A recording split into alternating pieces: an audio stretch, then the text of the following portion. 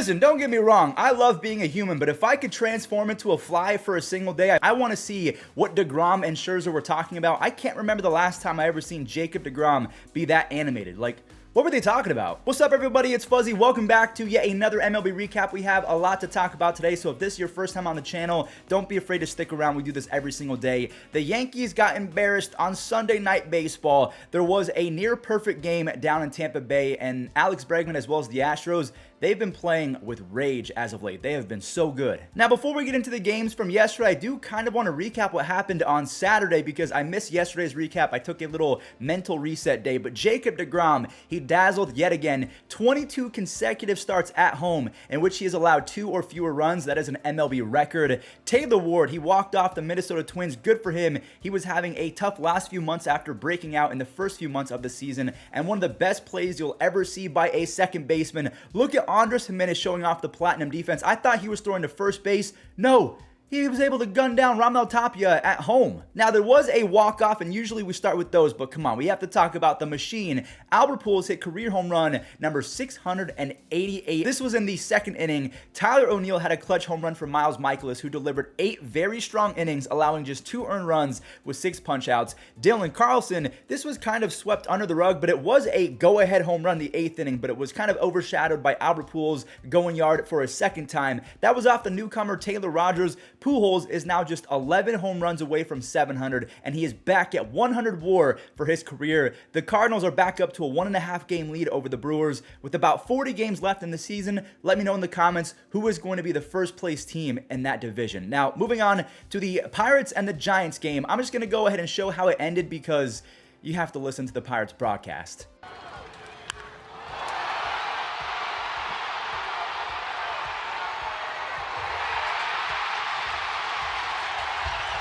And by listening to the Pirates broadcast, I mean, they were so disgusted, they couldn't even speak. They went full ASMR on that broadcast. Thairo Estrada has been pretty good for the Giants. In his first 149 games dating back to 2021, he has 18 home runs, 17 stolen bases, and an almost 110 OPS plus. That's a nice little pickup from the Yankees. The Giants have won 3 in a row, and they're just 6 games back of the wild card now. Drew Rasmussen was out there looking like prime Jacob deGrom. Now, he did get some run support from Randy, who pimped this ball to space. Again, this is not a 3-run shot versus the last place Orioles. This is a huge series, one of the biggest of the year in my opinion. Playoff potential is on the line. David Peralta, he made it 4-0, and it stayed 4-0 for a while because Drew Rasmussen was completely unhittable. He had a perfect game through 8 innings, and it only took him 79 pitches. He was on pace to have one of the more efficient games in the history of baseball. Unfortunately, the red-hot Jorge Mateo, he broke it up on a first-pitch double, and eventually he came around to score, but that was 7 strikeouts on just 1 base hit allowed by Drew Rasmussen.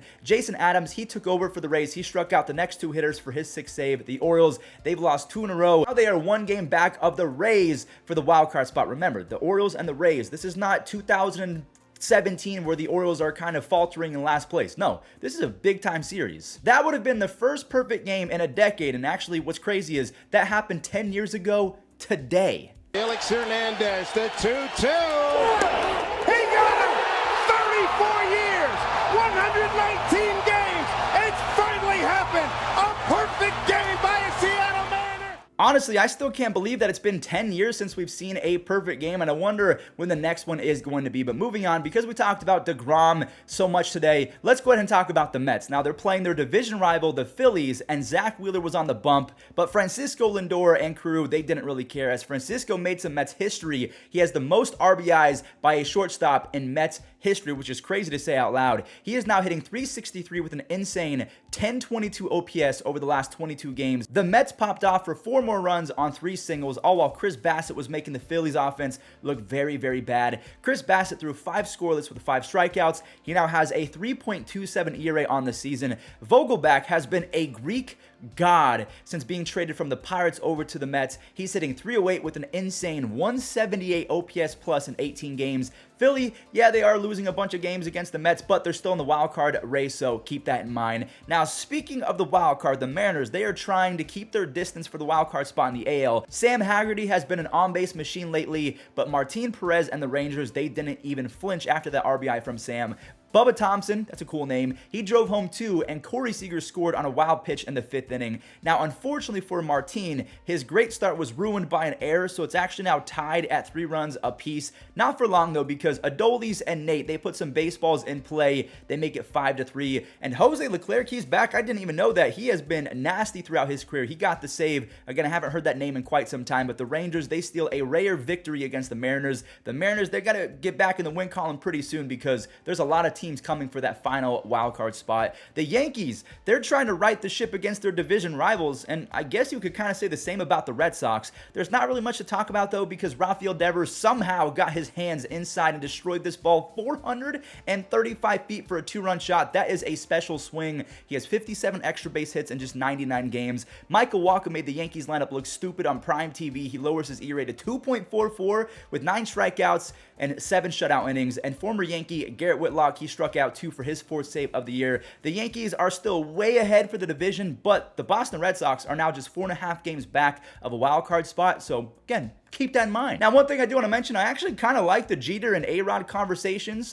with Michael Kay. So if they did that more often with other players who maybe had beef in the past and they come together to forgive each other, that's cool. The Padres are now 13 games over 500 after they pounced on the Nationals. Will Myers and Manny Machado, they drove in 2. Those guys drove in more a little bit later, but we have to talk about Blake Snell, who looked like Cy Young winner Blake Snell. I know it was against Washington, but still, 6 shutout innings with 10 strikeouts, no walks. That is an insane start. He has 105 strikeouts in 78 innings, so he has been one of the nastiest starting pitchers in baseball. Both Manny Machado and Juan, they're hitting like 350 since the trade, so even without Fernando Tatis, the Padres are very potent as an offense. Ahmed Rosario is starting to not make sense, and I'm a Cleveland fanboy. This guy has 8 home runs since the beginning of July, I think. He has a 112 OPS plus on the season.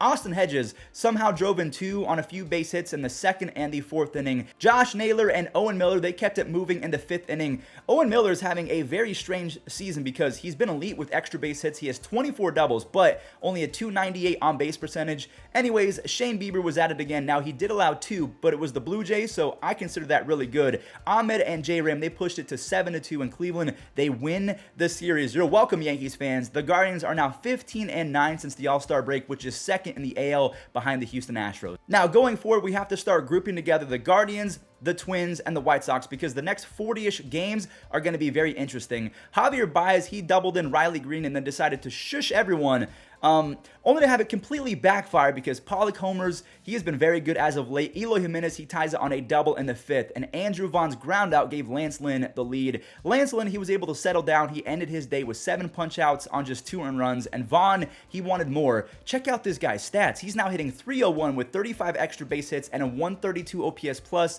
Kendall Graveman, he picked up the save. Chicago, they've quietly won 3 in a row. They're now just 2 games back of the wild card, but they're also just 2.5 games back of first place in the AL Central, so they're getting hot at the perfect moment. You know who's not? Well, I don't want to jinx this because I want the Twins to stay stinky. No offense, Minnesota fans, but let's talk about them facing off against the Angels. Byron Buxton, he started off the game hot with a 2-run home run. He has 7 outs above average as a defender and 28 home runs as a hitter. He is so good. That was off of newcomer Tucker Davidson, who just like Lance Lynn was able to settle down after giving up those 2 early runs. Tucker got some help from the breakout star Luis Rengifo on a 2-run double, and then Suzuki sac fly in the 4th actually gave the Halos the lead. Tucker Davidson didn't allow a single run over the next 5 innings, and Ohtani, he added an insurance run in the 7th. Ohtani, he has 26 home runs, an almost 140 OPS plus, and he has a 2.68 ERA. I understand that Judge has been a monster, but that MVP race is going to be one of the closest that we've ever seen. You have Jose Quijada, he picked up his 3rd save, and the Halos won a series versus the Twins. Again, thank you very much to the city of Anaheim.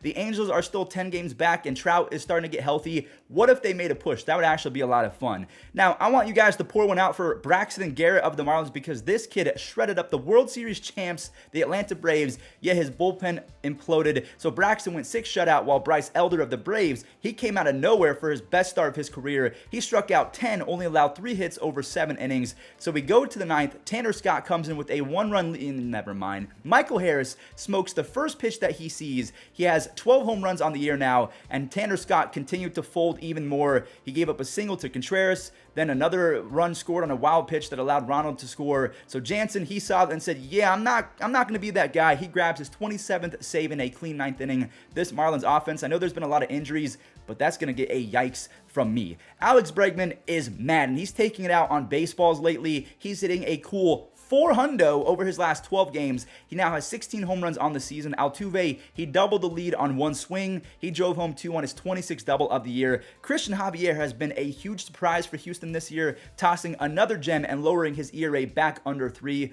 Bregman, he came away with a 3 RBI day, and yeah, the Astros, they won 4 in a row. They are starting to look stupid, almost to the point where I don't even want to recap them because they're so good, just like the Dodgers, who we'll talk about in a second. And didn't the Houston Astros get Lance McCullers back? I think that's something I missed from Saturday, but I believe he made his first start of the season, so if he's back and if he's healthy, dude, how are you going to beat the Dodgers or the Astros? Like, they're on a collision course right now. I'm sorry. Speaking of the Dodgers, they just had their 12-game win streak snapped by Brady Singer and the Kansas City Royals. I think Brady had a no-hitter going into the 5th inning. Shout out to him. Brady got some help from Salvi in the 1st, and Pasquantino had himself a day. More on him in just a second. Brady Singer carved up LA for 6 shutout innings with 7 strikeouts, and at 25 years old with a 97, 98 mile-per-hour sinker, the sky is the limit for that kid. Vinny socked one in the 8th. Over his first 41 games, he has 7 home runs and an almost .345 on base percentage. That is really good. Shout out to the Royals. That's a good win. Just like Vinny Pasquantino, Christian Walker had himself a day. There's 1 RBI on a double in the 1st, and then there's 3 more on 1 swing in the 3rd inning. That's his 27th long ball of the season. He now has a 120 OPS plus as well. That is very, very good production. Arizona, they ended up winning 7-4 after Ian Kennedy shut it down for his 8th save. The Diamondbacks have set themselves up very nicely to go on a run between 2023 and 2027. They have so many amazing stars up and coming, and Alek Thomas, that dude can play. And last but not least, Aristides Aquino has been one of the worst hitters in baseball dating back to 2020, but the Reds, I guess, still see that crazy potential that we saw when he first got called up. Kyle Farmer makes it a 4 spot in the 2nd inning, but the Cubs, they got some huge help from Gomes and rookie Christopher Morel. Morel has been crazy good. 11 home runs, 9 stolen bases, and an impressive 120 OPS plus through his first 71 games. The Cubs staff, yeah, they stunk it up though. Jose Barrero got the lead back on a 2-run single in the 5th, and Romine doubled in 2 more to put it out of reach. Alexis Diaz, who is the brother of Edwin, he got the final 5 outs for his 6th save. He struck out 4 of those 5 outs. He now has a 1.83 ERA and a 12.5 strikeouts per 9. Them Diaz boys, they're nasty. That's going to do it for today's recap. Thank you all so much for watching. If you enjoyed or learned something new, leave a like and subscribe. We are on the road to 500,000 subscribers. And without further ado, let's show the web gems. Now, I just want to mention the first 2, they're from Saturday. Malone hits it deep to center field. Alek Thomas, he got it. Batting practice today. He wasn't in the starting lineup, so he was just roaming all around the outfield making plays. Alek Thomas. Ian Kennedy, your thoughts? Base hit. Oh, Buxton with the catch. Throwing to first. They've got a double play. What a catch by Buxton. Setting him up. That's pitching. Right center field to the alleyway, and a diving effort by Robles. Man, he threw his entire body at that baseball, and it paid off for him. What an attack of that. 2-2 is into right field, a base hit. Anderson comes up throwing, and it's going to get all the way to home plate. Rosario. That is golfed by Chang toward the gap, and another excellent catch on the run by Mullins. He'll try for the double play, and he will get it. Everybody gets it in, but Cedric Mullins is just different. And how about this? A long throw from deep up against the wall. One hops it in. And a 2-2 game. And that's a hot one. Oh, what a play! Urias, the throw, and it's in time, man! By Luis Urias, that ball torched off of the bat by Paul Goldschmidt. Another hanging break. And when they threaten, you'll hear worse. Devers, nice play, looked at second, fires to first, and Rafael Devers, whose defense has improved dramatically. He was a -12 outs above average in